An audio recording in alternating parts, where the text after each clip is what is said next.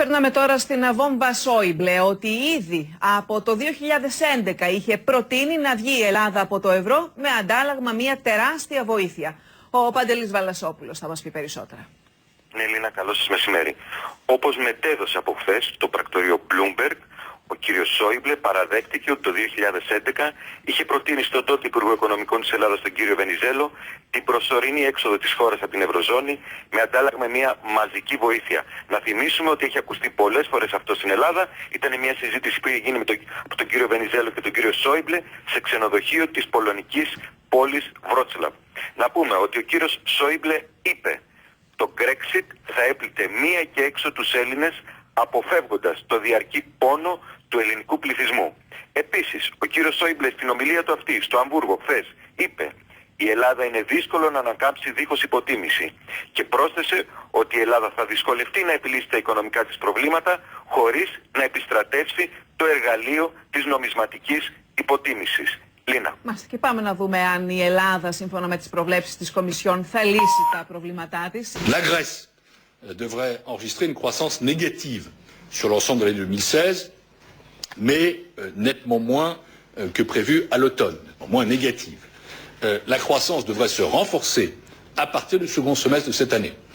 Nous prévoyons maintenant une contraction du PIB de 0,7% en 2016, c'était supérieur à 1% dans nos prévisions d'automne, et un rebond à 2,7% en 2017, lorsque la mise en œuvre continue des réformes portera ses fruits.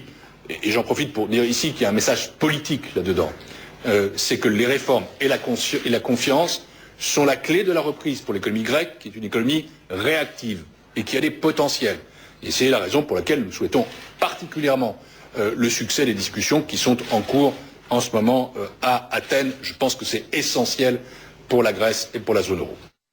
Και πάμε τώρα να δούμε τι λέει η Νέα Δημοκρατία για όσα είδαν το φως της δημοσιότητας σχετικά με τις δηλώσεις Σόιμπλε περί Brexit. Ειλικρινά δεν κατανοούμε τι εννοούσε ο κύριος Σόιμπλε. Τι ακριβώς εννοεί με αυτό. Και πάντως θέλω να τονίσω ότι ο ελληνικός λαός στο σύνολό του έχει επισφραγίσει τη βούλησή του να παραμείνει η χώρα και στο ευρώ, στην Ευρωζώνη και στην Ευρωπαϊκή Ένωση. Αυτή είναι μια ξεκάθαρη θέση του ελληνικού λαού και ουδής μπορεί να την παραγνωρίζει. Στα όσα είπε ο κύριος Σόιμπλε απαντά και ο Ευάγγελος Βενιζέλος. Αναφέρθηκε εξάλλου ο Γερμανός Υπουργός Οικονομικών σε αυτόν ότι τον είχε ενημερώσει ήδη από το 2011. Λέει λοιπόν συγκεκριμένα ο Ευάγγελος Βενιζέλος, τότε και ενώ εμείς δίναμε μάχη εθνικής επιβίωσης, υπήρχαν κάποιοι που έλεγαν ότι το Brexit είναι όπλο στα χέρια της Ελλάδας. Κάποιοι που υπόσχονταν στον ελληνικό λαό έναν εύκολο αντιμνημονιακό δρόμο. Ελπίζω τώρα όλοι να συνειδητοποιούν από ποιους κινδύνους πέρασε ξιστά η πατρίδα μας εξαιτίας των επιλογών του 2015, η επίπτωση δυστυχώς των οποίων θα μας ακολουθεί για καιρό, όπως φαίνεται με όσα γίνονται γύρω από το ασφαλιστικό και την περιβόητη αξιολόγηση.